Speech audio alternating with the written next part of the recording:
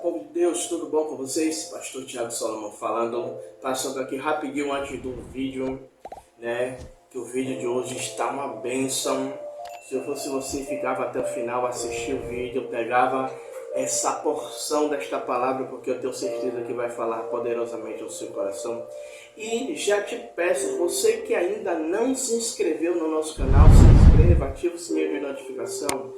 Deixa seu like, deixa seu comentário, né? Compartilha. Você ativando o sininho de notificação, você vai ser aí toda vez receber notificações de tudo o que acontece aqui no nosso canal. E se você quiser ser um semeador, se você quiser semear em nosso ministério, ao longo de todos os vídeos que nós postamos aqui no nosso canal, temos o QR Code que você pode fazer a oferta de qualquer valor, né, para o nosso ministério. E também na descrição do vídeo nós temos também a chave Pix lá, que você pode também fazer uma oferta de qualquer valor. Fique até o final do vídeo, porque eu tenho certeza que Deus ele vai falar poderosamente ao seu coração. Amém? Deixamos de mais conversa e bora pro vídeo.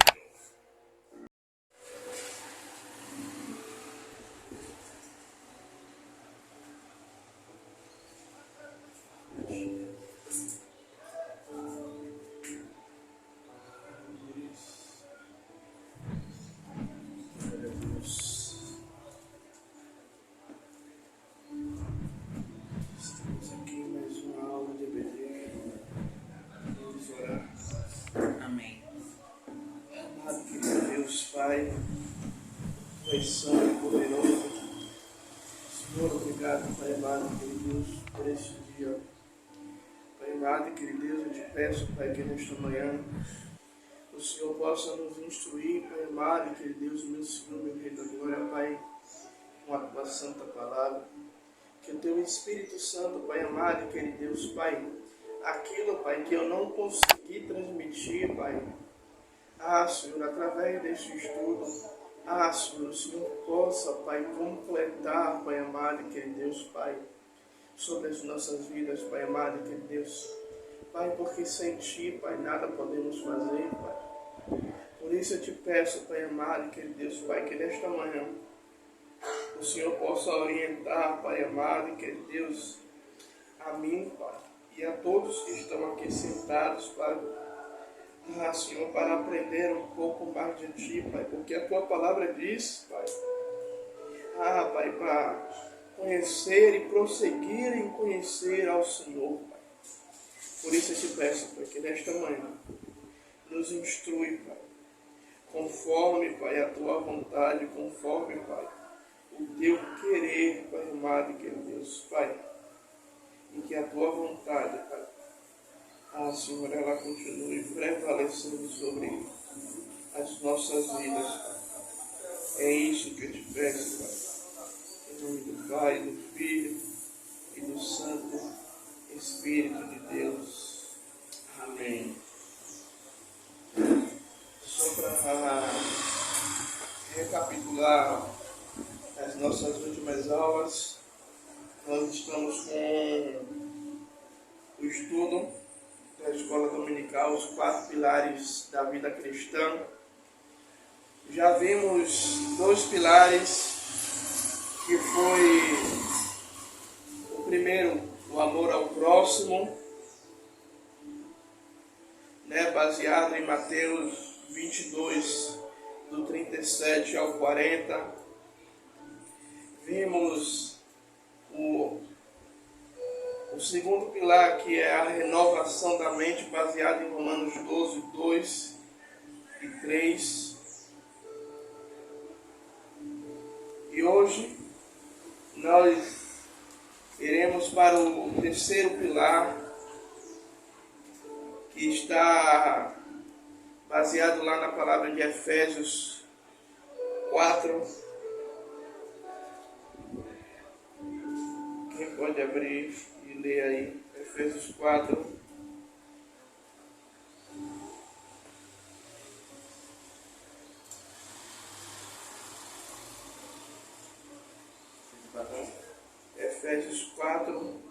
22. Do 22 ao 24. Portanto, abandonem a velha natureza de vocês, que faziam com que vocês tivessem uma vida de pecados e que estavam sendo destruída pelos seus desejos enganosos. É preciso que o coração e a mente de vocês estejam completamente renovados. Vistam-se com a nova natureza criada por Deus, que é parecida com sua própria natureza. Peraí. Efésios 4. Efésios 4, 22. Você falou 24, não? Não, Efésios 4, 22 ao 24. Que é porque o dele é NVT, eu acho. Aqui. Que, quanto ao trato passado, os despojos do velho homem, é isso? É a mesma coisa do dele, só que a tradução é diferente. Que se corrompe pelas concupiscências do engano. E vos renoveis do espírito do vosso sentido. E vos revistais do novo homem, que segundo Deus é criado em verdadeira justiça e santidade. Pelo que deixai a mentira e falai a verdade, cada um com o seu próximo, porque somos membros uns dos outros. Irai-vos e não pequeis. Não se ponha o sol sobre a vossa ira. Não deis lugar ao diabo.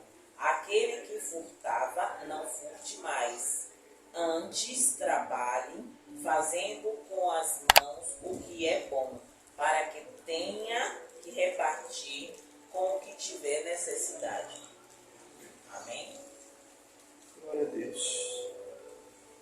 E o terceiro pilar de hoje, o terceiro pilar da nossa aula é santidade e justiça.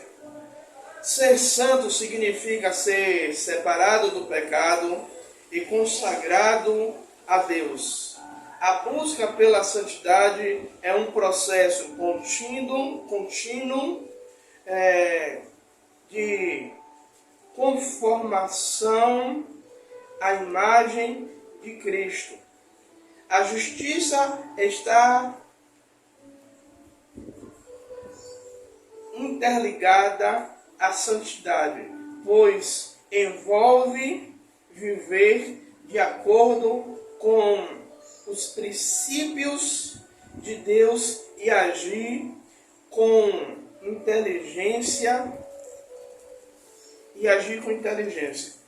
Aqui, como foi lido, o apóstolo Paulo, na carta aos Efésios, ele está orientando ao povo a não só viver em uma vida de santidade, mas viver em uma vida de justiça. Porque não tem como eu viver em uma vida de santidade, eu buscar a santidade, tanto que como a missionária Rosana leu, era para ler até o 22, ela estendeu até o 24, ela estendeu um pouco mais. E no versículo 25, ela leu: por isso deixais a mentira, falai a verdade, cada um com seu próximo, porque somos membros de um só corpo. E no versículo 24, vai dizer: revesti-vos do novo homem, que segundo Deus é criado verdadeiramente a justiça e a santidade. Ou então veja que o versículo 24, o apóstolo Paulo ele está nos dando uma orientação para que nos revestir. E revestir, nós sabemos que é o quê? Quando um cavaleiro ele vai botar uma armadura, ele tem uma veste normal e ele coloca uma roupa por cima. Ou seja, então isso é um revestimento. Como eu estou aqui com uma camisa por baixo e eu estou com blazer, eu estou revestido com blazer. Então, O apóstolo Paulo está dizendo: revestivos de um novo homem que segundo a Deus é criado. Ou seja, ele está dizendo: olha, agora, a vida que vocês estão vivendo agora, vocês têm que se revestir de uma nova criatura. De uma nova criatura, ou seja, a velha criatura antes de Cristo, ela não pode estar em evidência. Mas isso não quer dizer que eu tenha que viver uma vida de máscara, mas verdadeiramente me revestir de um novo homem que segundo a Deus é criado em verdade, justiça e santidade. São 3 pontos que nesse pilar um depende do outro, um tem que estar interligado ao outro.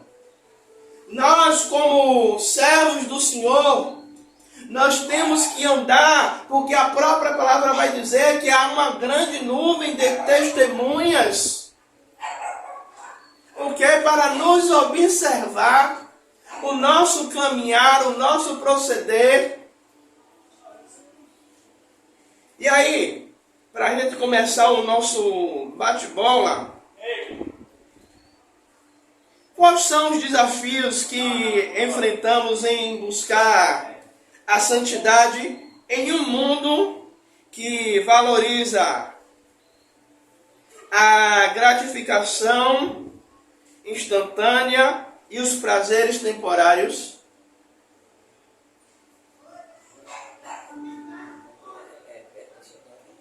Quais são os desafios que enfrentamos em buscar a santidade nesse mundo que valoriza, a gratificação instantânea e os prazeres temporários?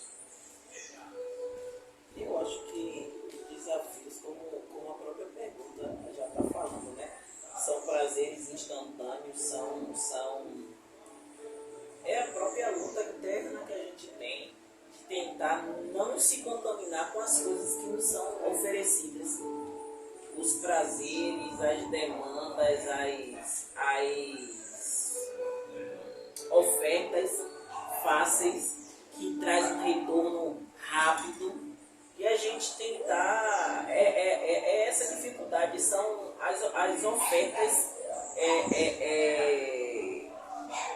as ofertas, eu estou tentando ver a palavra para colocar, constantes.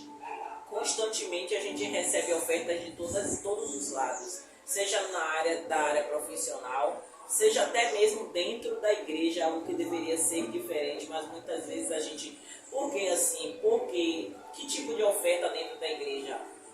Uma distração te afasta daquilo que você precisa ouvir na igreja. Aí às vezes algo te distrai e você perde o foco da mensagem que está sendo ministrada. Breno. Tem sim, Maria, tu falou uma coisa totalmente diferente daquela mesmo. Literalmente não tá pedindo em mim que eu falar. Sim, mas você é um ser pensante que pensa diferente de sua mãe. Falei, tá? Em suas palavras. Repita a pergunta. Quais são os desafios que enfrentamos em buscar a santidade em um mundo que valoriza a gratificação instantânea e os prazeres temporários? Assim, na minha visão, acho que isso está Como jovem, pense assim, como jovem, você como jovem, quais são as dificuldades que você tem em manter a santidade, em estar firme com Deus? Quais são essas dificuldades? Acho que as pessoas para poder sair de casa, não festejar, ou também ver coisas ilícitas ou usar coisas ilícitas também. As tentações vêm a todo momento por muitos lados diferentes. E isso sim pode às vezes afastar a gente do versículo. Se a gente reparar desde da queda de Adão, nós vemos um grande desafio do povo de Deus. Nós podemos ver quando Moisés ele tira o povo do Egito, que o maior desafio enfrentado por Moisés era manter o povo em uma santidade. Era fazer com que o povo continuasse em uma santidade. Se a gente parar para pegar o livro de Êxodo, nós vamos ver que constantemente o povo estava sendo repreendido por Moisés, porque pela oferta dos seus próprios desejos, de querer, como foi falado, uma gratificação instantânea, uma coisa rápida. Ou seja, o povo muitas vezes não queria esperar aquilo que Deus estava preparando. Tanto que nós vamos ver que o povo reclama da comida, que o povo reclama o quê? Porque você tirou a gente daqui, da terra do Egito, para morrer no deserto. O povo com saudade de quê? Das cebolas, com saudade da comida do Egito. Ou seja, o povo não estava valorizando um caminho de santidade que Deus estava colocando sobre a vida deles, mas eles preferiam voltar a ficar o quê? Escravos. E aí, pastor, o que essa palavra em contrapartida, né? O povo que o Senhor separou, que o Senhor escolheu para ser povo dele, para ir para uma terra que ele preparou, que manda leite e mel, estava com saudade da escravidão. Em contrapartida, Daniel estava. Ele foi pego, ele foi levado como escravo para aquele lugar qual ele estava, mas ele não quis se contaminar com os manjares que estavam na mesa. Daniel não se corrompeu. Nem ele, nem os amigos. Né? Também eu posso colocar José. José, ele é tirado de uma forma drástica do meio da sua família, da sua parentela, é vendido como escravo, né? E nós vemos a primeira coisa, né, que é a gratificação instantânea, né, ou prazeres temporários, que nós vemos que o que a mulher de Potifar se oferece é o prazer temporário, ele sendo homem.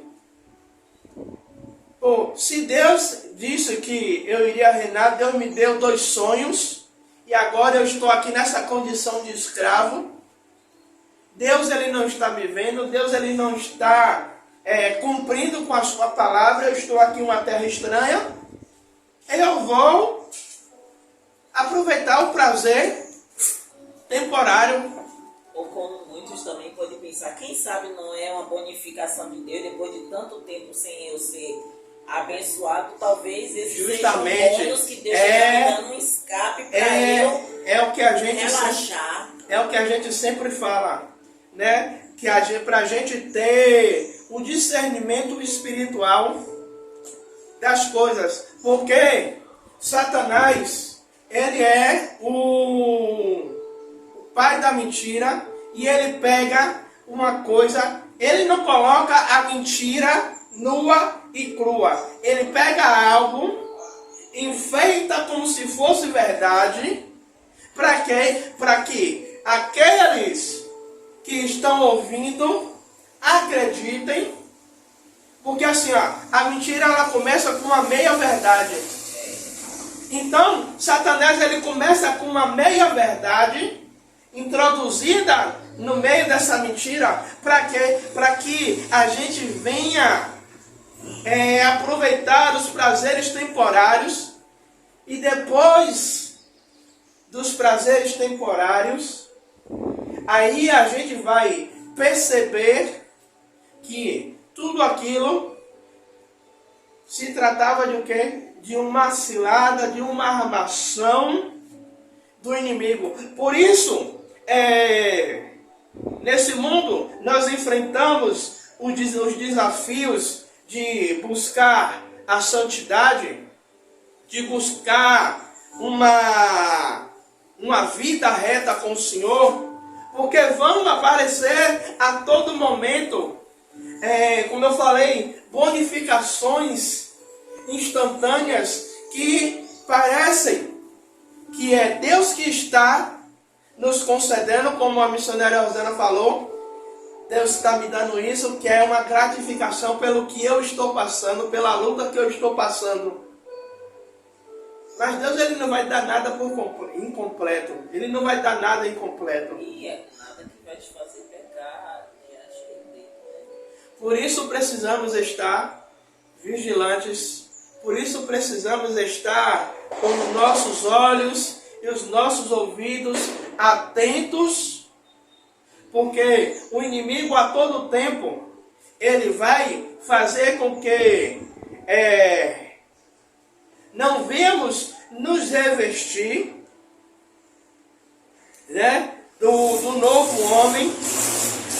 E a todo momento ele vai fazer com que nós não venhamos renovar a nossa mente e ser uma nova criatura, ser uma nova pessoa, ser um novo homem que busca a santidade, que busca agradar a Deus, que busca estar na presença de Deus.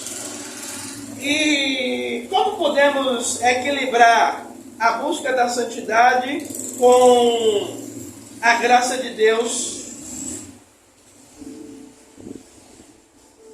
Como podemos equilibrar a busca pela santidade com a graça de Deus e a nossa humanidade falível?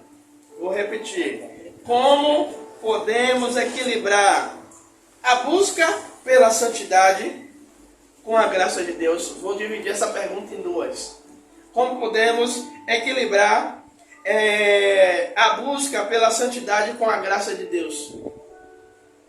Porque tudo na vida tem que ser equilibrado. E como é que podemos equilibrar a nossa busca pela santidade com a graça de Deus? É complicado essas perguntas, né? É para fazer vocês pensarem. Exatamente, mas é muito longa a pergunta. Ó, com a nossa ok falida. Fale aí o restante da pergunta. Com a graça de Deus e a nossa humanidade falível. São três pontos aí. Buscar a santidade, equilibrar com a graça, sendo que nós temos o quê? Uma humanidade falível. Uma humanidade falível. O que acontece? É uma luta constante.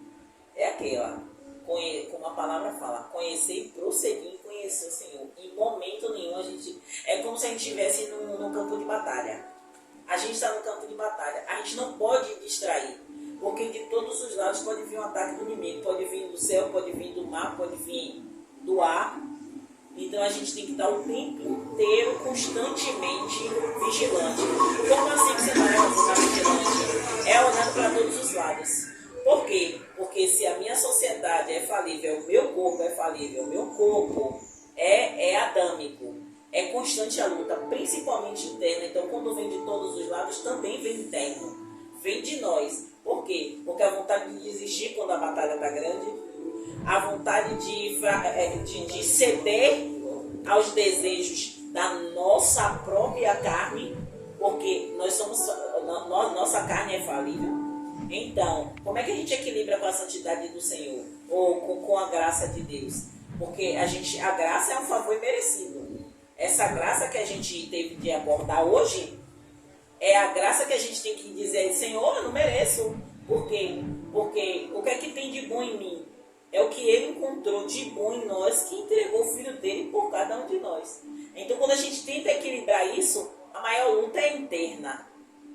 É interna, mas temos que estar vigilantes com o que vem do externo. Então, essa busca de santidade, ela tem que ser constante. É abrir o olho vamos buscar a santidade o tempo inteiro. Não que a gente vai alcançar a estatura de varão perfeito. Mas a gente tem que buscar cada dia ser mais parecido com Cristo. Não no traje e não no falar, mas no comportamento. Isso é essa busca de santidade. Por quê? Porque por dentro, externamente, o pastor está com o traje perfeito. É um exímio, eu diz até que o senhor é um judeu, essa barba. Mas, se a gente parar e observar, o senhor olhar para dentro do senhor verdadeiramente, o senhor vai dizer, poxa, tem muita coisa que precisa limpar, tem muita coisa que precisa ajeitar, porque esse corpo aqui, ele é corruptível. Esse corpo aqui, ele cede aos desejos. A mente o tempo inteiro trabalha para ceder o desejo do nosso corpo. Então, como é que a gente faz para buscar a santidade enquanto o corpo está lutando contra a santidade? Verdade. E daqui a pouco eu vou perguntar, Breno, que eu vou ajudar ele. Nós somos os maiores sabatadores da nossa caminhada com Deus. Nós somos os maiores sabotadores. Por que eu estou falando isso, que nós somos os maiores sabotadores? É que a gente vem numa linha, né? Buscando, e chega um determinado momento que a gente acha que já é o suficiente. E o que é que a gente faz? A gente para. Verdade. A gente relaxa, a gente dá uma pausa, um respiro, né? Como na escola. Na escola tem, hoje eu não sei quantas aulas tem, são 5, né? 5 aulas. Então, são os 3 primeiros horários, aí tem um intervalo, para depois ter os 2 últimos. Então, há uma pausa, há um respiro. E muitas vezes a gente faz isso. A gente vem os 3 primeiros horários buscando, orando, consagrando, mas a gente dá uma pausa e é dentro dessa pausa que muitas vezes a gente culpa o inimigo. E o diabo está dizendo, não, isso aí na minha conta não pode não. Mas, como eu falei no início da minha fala, nós somos sabotadores de nós mesmos. Por quê? Damos uma pausa, damos brecha para o nosso pensamento. E aí, vêm os pensamentos, nós começamos a imaginar, começamos a dar a legalidade. E aí o que é que acontece? A gente, nessa pausa, muitas vezes a gente não volta para os 2 horários finais. É verdade. Aconteceu muito isso comigo. Os 2 últimos horários, eu estava até dando risada. Na época que começou a era do Dragon Ball Z. Os 2 últimos horários era a hora que estava começando o Dragon Ball. Então, eu já fazia o quê? Quando assistia os 3 primeiros horários, os 2 últimos, a galera já sabia que não ia me encontrar na escola se não contasse que a galera que eu estou dizendo que não ia me encontrar, ia junto comigo para quê? Assistir Dragon Ball. Então, os 2 últimos horários, aí quando chegava no final do ano, que estava na recuperação daqueles horários, dos últimos horários, aí a gente culpava quem? A professora. E muitas vezes a gente tem essa falha, a gente tem essa tendência a relaxar, né? E no final, quando nós vemos um enredo diferente daquilo que a gente queria, que a gente imaginava, a gente começa a culpar o inimigo, a gente começa a culpar o diabo, né? E nisso, o culpado somos nós mesmos. Verdade. Né? Sim, Breno, fale agora. Ele disse que eu não consegui responder. Eu não consigo formular, mas Não conseguiu não? Então a última pergunta eu vou começar por você. De que maneira a busca pela justiça social se relaciona com a nossa vida de fé? justiça social, como assim? A justiça social é, dentro da nossa sociedade, muitas vezes nós queremos agir com a justiça, né? Queremos agir de uma maneira, né? Mas essa justiça muitas vezes não se relaciona com a nossa vida de fé e compromisso com Deus. Então, muitas vezes a gente quer ser justo no ambiente social, mas essa busca pela justiça social muitas vezes não corresponde com a nossa vida de fé e compromisso com Deus. Entendeu para entender? Deu para entender. Eu vou ficar respondendo do jeito que dá. É assim, eu acho que se a justiça social não coincidir com a vida de fé, assim, tipo, se Deus me dizer para fazer uma coisa que de certa forma vai contra a justiça social, eu acho que a gente deveria seguir bem o que a gente a vida de fé, sabe? Porque se Deus mandou a gente fazer uma coisa, a gente deveria obedecer, mesmo que não vá coincidir com a justiça social humana. Porque Deus vai prover tudo bonitinho, para que nada vai acontecer de ruim contra a gente, se a gente não for seguir essa lógica assim. Isso, Zana. Repita a pergunta. De que maneira a busca pela justiça social se relaciona com a nossa vida de fé e compromisso com Deus? Só o final?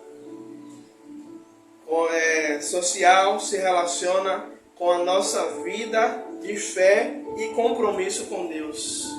Olha, a justiça, como o senhor falou, né? A justiça social. Eita, deu bug na mente agora, bloqueou, deu branco. E só para poder dizer que Breno só que dá um bug, tá vendo? A pergunta 3 vezes surgiu da mente. De que maneira a busca pela justiça social se relaciona com a nossa vida de fé e compromisso com Deus? Pronto, justiça social. O senhor explicou que justiça social é? Eu já esqueci. Você tá... Às vezes é difícil voltar a fita pro que eu falei. Bom, quando a gente fala em justiça social, a gente sempre vai pensar em algo que tem a ver com ajuda humanitária, não é isso? Exato. Então vamos lá. Para a gente exercer a nossa fé, o nosso olhar tem que estar voltado para esse lado, para esse âmbito, para essa direção. Então é como se fosse algo correlacionado, porque para a gente exercer a fé, a gente também tem que ter a humildade. E muitas vezes as pessoas pensam que humildade é pobreza, e não é. É a gente olhar para o nosso próximo com compaixão. E às vezes aquele próximo ele não precisa de um prato de comida, mas ele precisa de uma orientação, de uma ajuda, de um ombro, sabe? Isso também é exercer justiça social. Não é só você pensar em estar como tem o nosso projeto, semeando vidas. A gente semear sim as vidas com alimento, semear as vidas com palavra, mas eu sinto que nós como corpo de Cristo, a gente pode fazer muito mais, porque às vezes a gente quer acolher aqueles que estão lá fora, mas tem pessoas dentro da igreja que precisam desse acolhimento. Pessoas que às vezes têm anos na fé, mas que estão passando por alguns problemas, sejam eles também na área financeira, e a igreja às vezes não se preocupa, não é nem essa igreja, mas eu falo em si, todo o corpo de igrejas não tem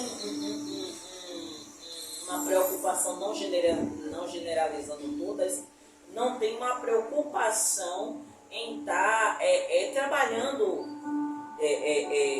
junto com seus membros essa parceria de estar está exercendo, né, esse suporte dentro das igrejas e fora das igrejas também. Então eu acredito que na nossa caminhada cristã, na nossa busca por conhecer mais Cristo, de querer ser mais parecido com Cristo, as próprias obras que Cristo fez durante os 3 anos e meio dele de ministério nos ensina que é muito mais além, sabe? Do que a gente vestir uma boa roupa e ir para trás de um púlpito, pegar um microfone e pregar.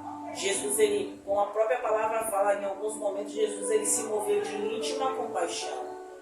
Se mover de íntima compaixão é você saber, é sentir a dor do seu próximo, sabe? E aquelas pessoas não tinham a mesma religião de Jesus. Como assim a mesma religião? Jesus estava pregando tudo novo. Era o reino, eram as boas novas, era o evangelho. Então tudo era novo para aquelas pessoas que conheciam uma outra coisa. E Jesus veio para fazer tudo novo e nos ensinar cada dia dentro das Escrituras como exercer essa justiça social. Como a senhora está falando, desde da época de Jesus até um determinado momento, nem todo mundo tinha acesso à palavra. Sim. Nem todo mundo tinha acesso